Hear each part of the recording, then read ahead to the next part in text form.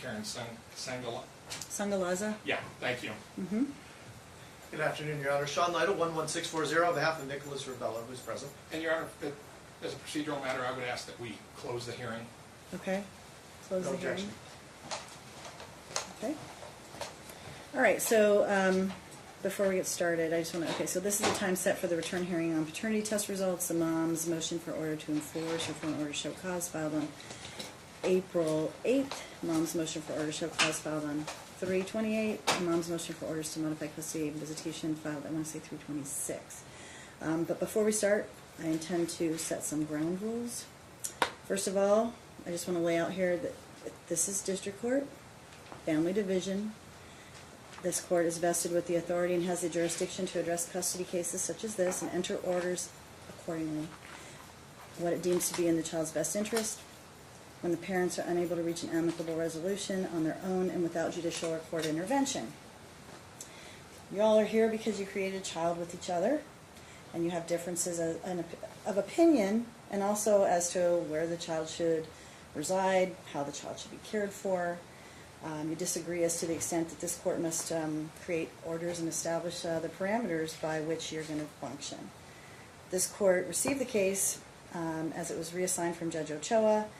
The case was previously heard by Judge Marquis, and she entered orders that this court will enforce. This court has been nothing but respectful toward the litigants in this case, but the same cannot be said for the behavior of the defendant last we were here. Now, this court understands, and I'm well aware that this is emotional. I get it. You're unhappy with the plaintiff. He probably is unhappy with the defendant. You don't think that he knows what's best for the child, but you've made a conscious decision to have a child with him, and now he's the father of your beautiful baby, and you'll have to accept that as much as it pains you. Your dislike for the situation doesn't give you the right to come in here and act disrespectfully or inappropriately. I don't know who's giving you advice on how to conduct yourself, but it isn't helping your cause. This court highly doubts that your loving and supportive parents who've been here every other time taught you to behave this way. And it certainly didn't teach you, or they didn't teach you to disrespect figures of authority, and especially not a court. Specifically, the behavior displayed during the telephonic hearing on 4/23, April 23rd, was inappropriate and disrespectful. And this court wants you to know that behavior will not be tolerated any further. And it's not about me. It's about the sanctity of the court. What this court stands for and the behavior that is expected when you're in this courtroom. So if you continue to act in that manner toward the court, you will likely be held in contempt for such egregious behavior. From here forward, you will speak only when spoken to, or when it's your turn to make a presentation. That's the court's order, and this court expects you to act accordingly. Same goes for him. If you fail to abide by this court's order, you may be held in contempt, and contempt comes with it for each violation up to a $500 fine and up to 25 days in jail. The purpose of contempt is to compel compliance with court's orders, and it's also a remedy when you act disobedient in the courtroom. That's in order to compel proper behavior. So no one wants you to go to jail. I don't want you to go to jail. But if it continues, I'll have no choice, because that insolent behavior cannot be tolerated, and it won't be. With that, I suspect that your new counsel, who's quite capable of handling this matter and will advise you accordingly, will handle this matter appropriately and respectfully as always. So if you disagree with the court's rulings, the appropriate remedy is to take it to an appellate court. And on that note, we'll address one of the issues at a time. Your Honor, Yes? if I could address the court. You may. For Your Honor's information and for the court's information, I have spoken with my client. I've had a come to Jesus talk with her. Okay. I've made her very clear on that I will handle directing anything to the court. That I know you will. She, you know, Your Honor, I understand you addressed it. It's very emotional. It is. I at get times it. with the baby, but she understands the situation. She is, you know, remorseful about the way things have been handled. She's assured me that it will not be repeated. I am here to, as you know, Your Honor, make sure that it's not repeated. Okay. And that's fine. I just needed to make a record of that. I understand it. Look, I'm just letting the court know I that it's been addressed on my side. I understand how she feels. I get it. But this is a court. This isn't about me. I just sit in this chair. It's No, about the courtroom. It's about how you handle yourself in a courtroom. You two know how it's supposed to be done. Sometimes the litigants don't, but they're vested with the same obligation to conduct themselves like everybody else. I just want her to understand that I've been very patient. A lot of people would not have been that patient. A lot of judges would not have been that patient. And I've also been very, very direct about the need to follow the court's orders, regardless of whether The other side. you does. think that they're, well, Oh, whether the other regardless side's of- following them, oh. or whether you think that they're right or wrong, they Yeah. are the orders of the court. Right. And I did have that conversation with, even prior to, Okay. when I first learned that there had been some issues. So Okay. she's well aware that court orders are court orders, period. Okay. And they need to be followed. All right, very good. I'm sure, I know she understands. Okay, so with that, first things first, paternity test results. Ms. Angalaza asked for paternity testing last time. We sent everybody down. The results are here. I have them ready for y'all to take your copy. So each of you need to sign for it. May we The- approve? Yeah, and the findings are that there is a 99.99% probability that Mr. Ravello is the father of Julian. So those have come back, Ms. Sangalaza, with a positive result. The next issue.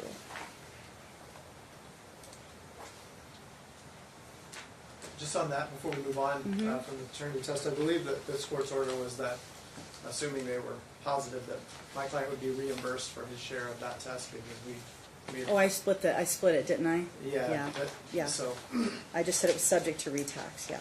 right. Yeah, so, and how much was the total test? He paid $90. 90, okay, oh, that's right, it was 190, okay. The motion that was filed on 3/26. Motion to modify. Pardon me? The motion to modify? Yeah, motion to modify. She said she's seeking for legal custody to be changed to sole legal custody, alleging father's incapable of providing basic necessities for the child, doesn't have the child's best interest in mind, knows nothing how to care for the child, and that physical custody should be changed to sole as well.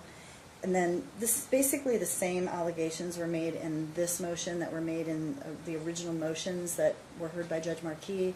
And I understand that these are her claims that she thinks are a basis for him to not have joint custody and wants to have sole physical custody, but they've already been heard. And the court's already made orders that kind of set the interim plan in place. Yeah. It's my understanding, Your Honor, that Judge Marquis didn't look at the exhibits that were presented. That's my understanding. I have no proof of that, but there are issues. I mean, I submitted a supplement, I saw it. and there's cleanliness issues of the child coming back from dad. There's rashes that he comes back every time with a rash. There's issues of Okay, the so- child's 1 year old and 27 pounds and is in a forward-facing car seat. There's a photo of dad putting him in a forward-facing car seat. When a rear-facing car seat is the appropriate car seat for a child up to 2 years old. I mean, There's dad's criminal history, yeah, I which, see that one. When is that picture taken though? when was the picture taken of him putting in the car? Just this past week. Just this past week, Your Honor. I mean, these are where the concerns come from, because obviously the court has already talked to him about having an appropriate car seat back in December. Both of them, as I understand it, Correct. yeah. And yet still we have a picture from just last week with him putting the child in a forward-facing car seat. Yeah, why is he doing that? I don't know, I mean, I don't know off the top of my head whether he should be Yeah, backward facing. I think he should be. With this. We've already talked about it. I mean, I guess the issue, he's kind of a tall baby, so he's going to flip it back around. It was just a mistake of his understanding. He thought he seemed to be outgrowing the rear facing, and so he flipped it around for a couple trips, but he has turned it back around now, and Do you know when, so. off the top of your head, when the rear facing is supposed to be turned forward? 2 years old and at least 30 pounds. And 2 years and 30 pounds, so he's not quite there yet. Not quite. Okay. I think he's close to the 30 pounds, and that was the confusion. Okay, so just let's make sure everybody Yeah. is on the same Yep. page, all right? 2 years, 30 pounds. Yep. He's not 2 years old yet, clearly. Big kid, sounds like, because if he's 27 pounds already, it probably sounds like he's getting looks like he's a big boy. Yeah. But nobody's to put him in a forward-facing car seat until and you know, quite frankly, what you probably should do is both agree when you're going to do that. That way everybody is on the same page. I mean, if he just meets 30 pounds, maybe it's still wise to keep him backward-facing. Or I don't know if maybe the experts say once they hit a certain weight, it's better for them to be turned around. That I assume you probably have done the research on it. Yeah. What do they say? Do you know? 2 years and 30 pounds. And 30. Yes. Right. So both, he needs to be 30 and 2 years old, or does he need to be either or? Both. Both. So it would seem to me that even if he's over 30, but he's not 2 years old, He he's needs still to still need to be facing backward. Okay. So Dad, just Yeah, we'll use the rivet. just No just problem. do that. No problem at all. Okay. You know, That's going to be the order. and Okay. you know, his criminal history out of Wisconsin is a concern. I mean, the argument's going to be that it's old, but it's still, I mean, it's concerning. We have drug use or drug possession. We have domestic violence. Yeah, you're going to raise all these issues at the trial, correct? But these are also part of the issues that, you know, support the motion to modify. The other issue is the TPO that her dad got. You know, one of the allegations was he was walking around like he was on, quote unquote, Dad says that he was acting like he was on something, which makes us wonder if he's still using drugs. I'm going to object to any testimony about this TPO that was actually stricken in a separate hearing over in Justice Court. I say I don't know. I know that it existed, but I don't know anything about what happened in that. But it's his exhibit to one of his motions, or to one of his Well, oppositions. So I think right, saying to they have him applied say, for it to try and stop him from having contact. no, but it was ultimately. no, the dad did. I know. And but If it included everybody in the household, and that's what stopped contact from happening. But I'm just saying that it's a pattern of, you know, his behavior and his aggressiveness that's concerning. That's what I'm saying. He shows up, he's banging on the door. You know, Well, now we have orders in place where they don't go anywhere near each other. I mean, since, look, I looked at the whole history. I know Judge Marquis was like, these two will have no contact. They will meet to Understood. exchange. That's it. Your Honor. She made him jump through many hoops. I'm just trying to make my And make your record. I understand. She's filed her motion, and I'm saying, based upon what she's filed, I understand that those are her complaints. But the judge before me said, I've heard these. I'm ordering him to do some classes. I'll deal with that issue because I know she's raised it. She was ordered to do some classes as And well. I've addressed that. I need to address that with the court because there was some confusion on her part. As to whether it was her or him. No. As to she. Well, we can get there when we. Okay, all right, that's fine. So, so this one in particular, basically, again, requests kind of the same relief that she's requested in the past with the same factual allegations. So what I think needs to happen is that all of this, coupled with whatever other information they intend to raise at trial, will be addressed at trial, and we'll talk about a trial date when we get to the end of the hearing. But to modify at this juncture, based upon sort of the same, again, most of the same allegations that were already raised and have already been heard, and temporary orders already entered, I am inclined to deny that request at this juncture. Now, I mean, and I'm not trying to invite litigation, but look, part of this, if there's a diaper rash, they need to talk about it. I mean, this is not the first person that's come in here and said, hey, I get the child back and he or she has a diaper rash. Every time. They need to talk about that. Okay. So she's had him for a year for the most part, and she knows best what he needs. So that should be a communication issue. Like, hey, you know, I've learned that, you know, when our son is getting a diaper rash, this is what helps him, or this is what causes it. And so maybe, as opposed to just saying, you figure it out, and now I can say you don't know what you're doing, they really need to start communicating about those things, which I think Judge Marquis also said in some of her hearings, that, you know, this is going to be an exercise in these two learning to communicate, because it's the best for their child. I understand. Yeah. And then there's just one other issue is, there was an order, I'm sorry, I don't recall the date off the top of my head, where he was to go to a doctor, find out what formula was best for the child. He's never provided that information, he's never provided any proof that he went and found out, and her thought is maybe whatever formula is causing the rash. Might be allergic to it or something? Correct. Is So, what you're thinking? I mean, We would just ask that he provide that information. How would you know that though? Right, the order actually was that if she wanted him to use a particular formula, that she needed to identify that. Mhm, And I then read he would that. comply with that dictate. Instead, the response was always, figure it out, essentially. And so Judge Marquis had said, you know, if you're not gonna tell him what formula to use, then I'm gonna let him use whatever formula in his judgment he thinks is appropriate. Mhm. And that was the extent of that conversation, so. But I think, if I recall correctly, I believe there was also, he needed to take the child to the doctor and have a doctor determine what formula would be best as well. Defendant has to name a formula if defendant wants to provide, okay, so this is about the formula issue. Defendant wants to provide breast milk for plaintiff to give to the baby. Plaintiff is to use that first before using any formula supplement. If the baby is not assigned to a specific pediatrician and plaintiff wants to take the baby to see one pediatrician, location close to his house, court will allow this, but plaintiff needs to give defendant notice in writing of the name. If there's a cost associated with that doctor, plaintiff will be responsible for the copay 100%. Plaintiff may follow the pediatrician's recommendation about formula, supplements, eating schedule that is appropriate for a 9-month-old and what types of foods the doctor would like the baby to eat. Doesn't say how to, doesn't say That's- required to. It was, she should let him know, and then. Well, she doesn't use formula, so she doesn't. Okay, but I think I'm speculating because I wasn't the judge, but the judge was probably giving her the opportunity to choose what she thought was best, and if she didn't, then he was going to be able to do whatever he wanted. And if she wants to weigh in, I don't know, do you know, what are you feeding him now? In terms of formula, Is there formula and food, both? Enfamil brand formula, Infamil? Mhm. fruits, vegetables, meats, non-processed foods, Okay. yogurt. We got a whole bunch of fun foods we like to eat at the high chair. Are you familiar with that formula?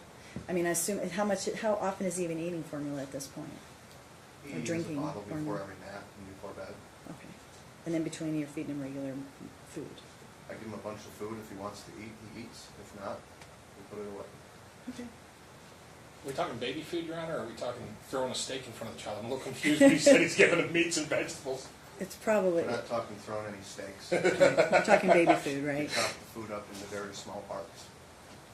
Well, you might need He's a to year old. puree some of it. Pardon? He's a year old now. There's purees and baby foods involved. Mm-hmm. Okay. All right. So again, you two should be communicating about this. Are you using a communication program or no? Talking. They are using Talking Parents. Okay. That's right. As I read Talking Parents. Don't mind me. All right. All right. So on the 326 motion, I'm not going to change legal or physical custody now, based upon the allegations in this motion. But again, these are just temporary orders. I don't know what's going to come out at the time of trial. We'll make that determination when we get there, as to what's in the child's best interest. Then there was motion for order to show cause on 328. There was one issue with regard to the certificate of completing the parenting class, which Dad was ordered to file and serve the certificate. Last we were here, when Mr. Ravello was here, Ms. Sangalaza was here, we asked about the certificate, and he provided me with a picture on his phone of the certificate. But I don't know if he has the certificate. It's supposed to be filed and served. I believe we did that. I don't see I it didn't in see the anything in the record. If we didn't, then You didn't. that's on me, and I will get it into you today. You didn't. We have it. You have it? Yep, absolutely. Okay. I saw it, Yep. and just so you know, it wasn't like it was actually a picture of the certificate. So there was like a desk around it. It was like a folded up, opened up certificate. It wasn't like he took does that make sense? It wasn't Yes. like the whole screen was filled with a certificate. I actually saw a picture of the whole certificate. That's fine, If that yeah. makes any sense. And that's So- like I said. Pardon me? If they file it, that's fine. Yeah. I just haven't seen it, so. Okay, I saw it. I saw it last time. Okay, and Mom was ordered to take classes nurturing parents and families. This is where the confusion is. She didn't know where to go. She thought the court would provide her with some resources as to where to go. It's through the county, I believe, Okay. and So- it's free, I believe, too. Do we have a class? I don't know where that is. It's probably out in the hallway. She's willing to take them. She just didn't know where to go or how to go about doing it. So Hold on one sec. So, it's called the Parenting Project. If you run Clark County Nevada.gov or ClarkCountyNV.gov, but if you type in Clark County Nevada parenting classes, this comes up for on the Parenting Project, and it has all the different classes. I think that might have been the same thing he did. Can't remember which ones he was. And what was the name of the class again? Nurturing Parents and Families. Nurturing Parents and Families, okay. I'll find it, Your Honor, and I'll pass it along to my client, get her to take this class. She can just do that within the next 30 days. That would be wonderful. Isn't it 6 classes? I don't I thought. think so. Oh, no, I mean, however many there are, I'm just saying get it started. started, Yeah, okay. get it started within the next Understood. 30 days. I don't know how many there are in the Nurturing Parents and Families. There might be 6. There's usually several weeks of them. She can call them, okay? She seeks lost wages due to the order that I entered. But it's not really an order to show cause scenario. So any of these financial issues, I'm going to just defer them to trial. Yes, Your Honor. If she thinks she's entitled to something, and you need to discuss that with her I about will. whether she is or is not, and whether she wants to make a claim. But I'm not going to rule on anything today. I'll just defer any of the financial issues to trial. Understood. All right, and then on 4-8, the motion, she said that Dad failed to disclose his address as he was ordered to. And now, as I understand it, Dad may have relocated, and now we don't know where he lives. And Your so- Honor, and this was an issue. This was one of my exhibits. Is she asked him for the address for the apartment number? He refuses. He says, "I'll give it to you if the judge orders." Well, the judge already ordered. Right, I saw that. So So yes, so here's the deal. He's in the same complex, and He just needs to tell her. Look, here's why that is necessary. Because if he calls and says, we have an emergency and I need help, yeah. she needs to know where to go.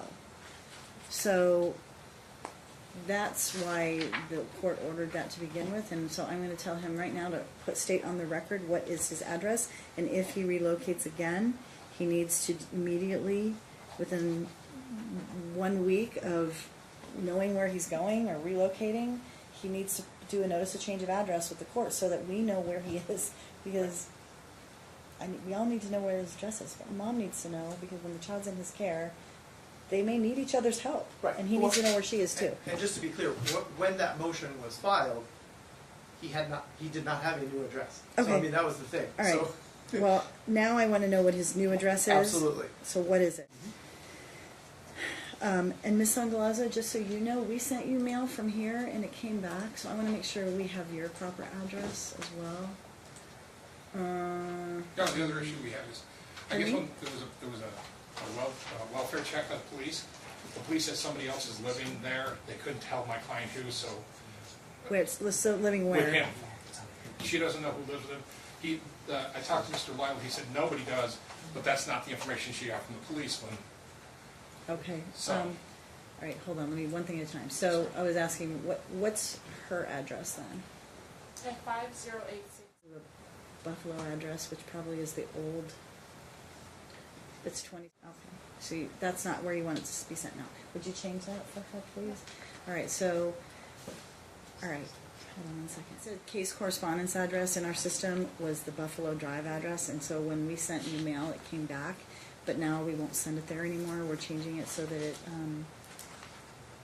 is just the Penring address. Okay. All right. So, who lives with everybody? So, like, who lives in your house? Me, Me and your child, right? half the time. Who did the police see there then? I think they went to my old unit. Oh, they may have. They met the new tenants. So she knows what the new unit is? This was prior to his move. Oh, I was in Wisconsin. when the well check was happening? I think so. Do you know when the well check happened, Ms. Sangaliza?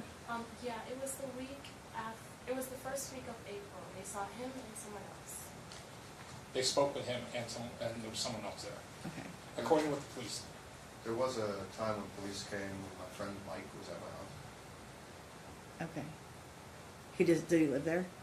Now he was just visiting. Your friend Mike, like, does he live in Las Vegas? He's from Wisconsin. All right. That- But you're stating right now, no one lives in your house with you but you and Julian. Not that you're not allowed to have someone to live in your house. I just want to know who lives there. You're allowed to live with somebody. That's not Since I take care prohibited. of this 1-year-old by myself, sometimes I invite friends over. Mhm. He happened to be over when the police stopped by. Okay, I'm again, answer the question. Is anyone living in your house right now with you besides Julian when he comes over? No. Okay. Again, you're not prohibited from having someone live with you. She just was curious if there was someone else living there. Who are you living with? My mom, my dad, my sister, me and the baby. Okay. All right, so everybody knows who's living with whom at this point. All We right. have reason to believe Um, that her brother is also living in the. Can she confirm or deny that? Brother's not living there? Barrett Sangalaza. What's his name? Barrett. Barrett? Where does Sangalaza? Barrett live? He doesn't live with us. Where does he live? He has his own place. I don't know where, but he has his own place. Well, he's under house arrest at her address. He's definitely not under, he's not there, so, and I don't even know how they would even. Why is he under come house arrest? to- Does anyone know? I don't even know why they would speculate that, so. We didn't have to speculate. We were at Justice Court on the TPO. His was the next case, and we got to hear all about it. Oh, So, okay. Well, I don't know. So you're saying he's not there? All right. so her answer for the record today is he does not live. Barrett at that doesn't address. live there. Okay. That's all. That's fine. All right. And Barrett is your brother? Mhm. Okay. How old is he? He is, oh, I'm sorry, I have so many siblings. He's 31, I think, 31. He just turned 31 this year. Yeah. Okay. All right. Okay. I think I've addressed all the issues that were raised in her motion. I'm not going to issue orders to show cause on the issue of the address because we addressed it, and the whole purpose of contempt is to compel compliance. Look, y'all need to make sure you exchange that information whenever it changes. You just do it in talking parents and do it with the court because we need to know where everybody is. Because if we're going to send mail, typically we'll send it to counsel, but if for whatever reason counsel's not on the case, we need to be able to send it to you. So I just need to make sure everybody updates their information. I just have one other issue I'd like to address. Sure. His FDF. Oh, yeah, for sure. So I had ordered him to have an updated FDF by April 15 with the additional information that I did. Okay. I did. And she's right. I Our ordered that. concern is that his FDF, he claims $1,850 No, I know.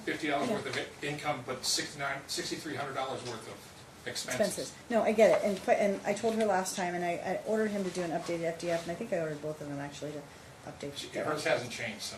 But in any event, Judge Marquis and I both said, I mean, we'll ultimately deal with adjusting of child support if we find that child support was improperly ordered. That we would just make up the difference at the time of trial. But part of this is going to be a discovery situation where you're going to have to request. I mean, under 16.2, they should produce whatever they have that complies with Understood. those rules, and then if you have anything missing, make some formal discovery requests. But both Judge Marquis and I confirmed that we'll address that issue if it's been miscalculated or in some way his income has been misrepresented, then we'll deal with it. Mr. Lytle. So we'll get that in as soon as Yeah, possible. I did. I ordered it for April 15th. I had him. I actually went and looked at my trial notes, or my hearing notes from today, and for some reason I had said before the pretrial conference, which is in June next month. Right. So, anyway. Okay, so you'll do your certificate of completion or you'll start, well, I don't even know if she can do the certificate of completion. She'll start her class within the next 30 days. I don't Yes, know sure. when you'll get it complete. But if you can start it within the next 30, if it's being offered in the next 30, then start it. If it's not being offered within the next 30, start it at the next available class time. I just don't know when they offer it. And then with him in the FDF, we'll be back within a month, right? So I believe June. June I think it's 25th, I believe. It's a Yeah, little beyond a it's month, but a little longer than a month. If you can have it filed within the next 30, please, No oh problem. please, because I want to be able to look at it Absolutely. when we come back here. I think, depending on when we get disclosures, I mean, I don't know if we're going to be able to proceed to trial at this point until. Right, you might need more time for discovery. No, I understand that. And I know it's drug on, and Mr. Lytle has made that point, and I understand it's drug on. I just want to make sure that we're covering all our bases before we, Right, so make your formal request then, so that you at least have that done, and then you can make your pitch to me at the time of trial if in fact you didn't get what you thought you were supposed to get. Sure. Right? Understood. I mean, look, at the end of the day, I can impute income, I can look at if he's covering expenses and money's coming out of thin air, it doesn't make a lot of sense.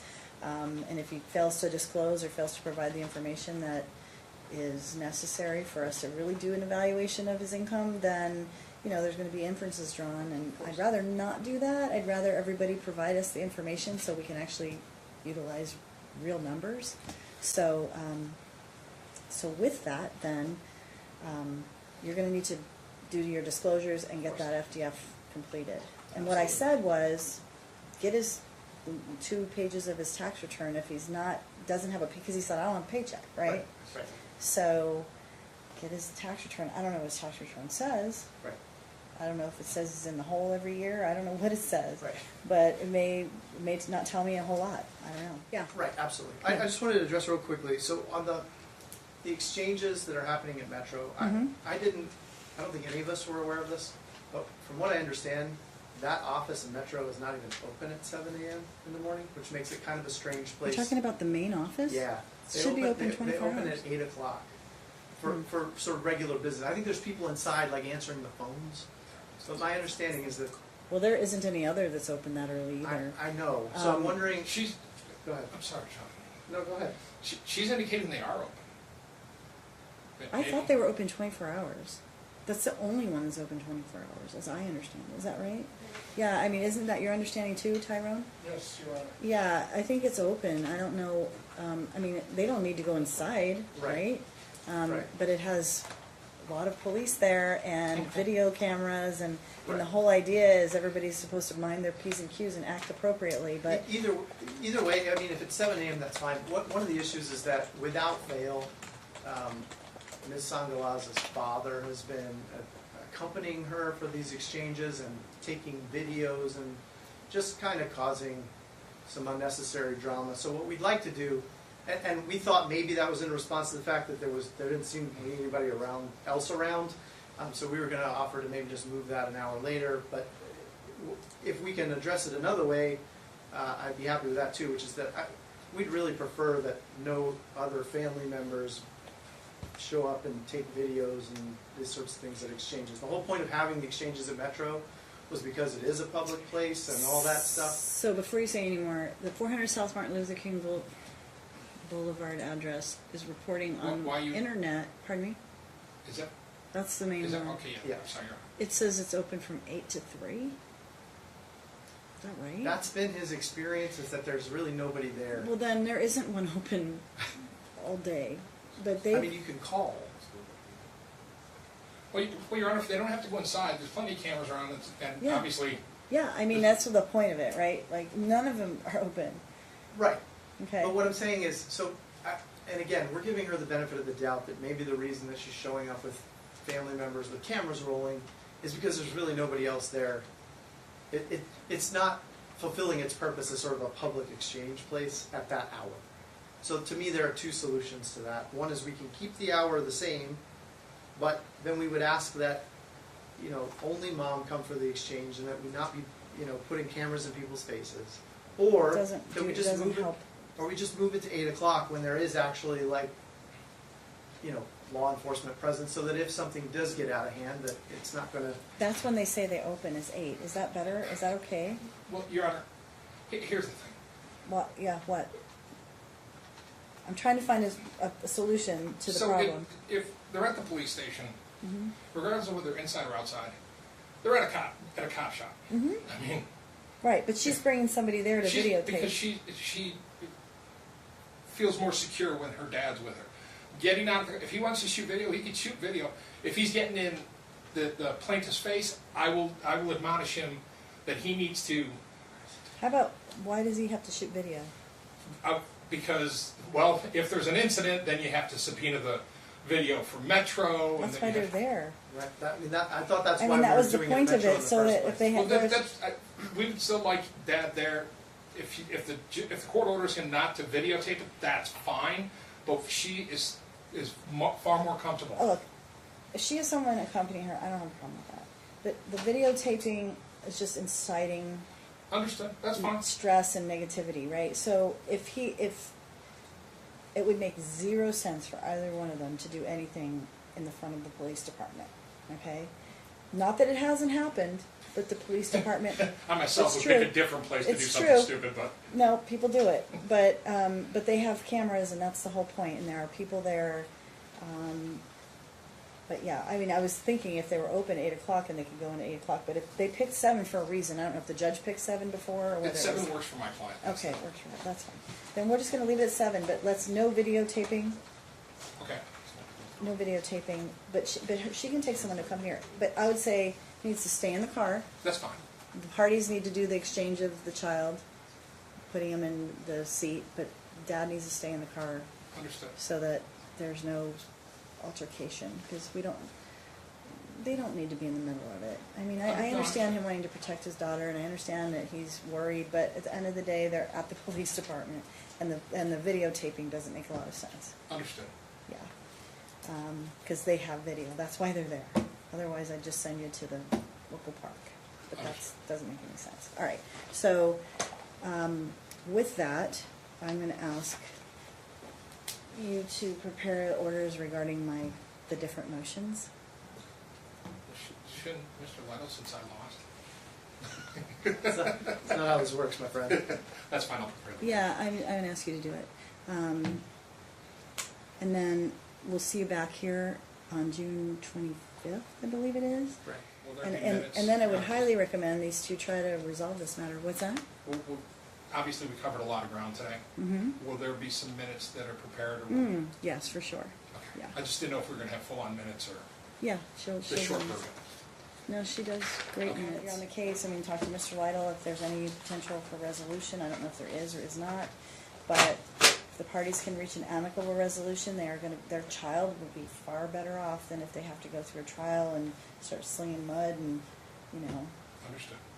dragging each other through the process, because it's not pretty. And they You have know me, Your Honor. 17. I know you do. I know. They have 17 more years to raise this child, and then some. To go on to the things that happen when he becomes an adult. So, I'll have but discussion. best with to Mr. start now. Pardon? I'll have a discussion with Mr. Lytle.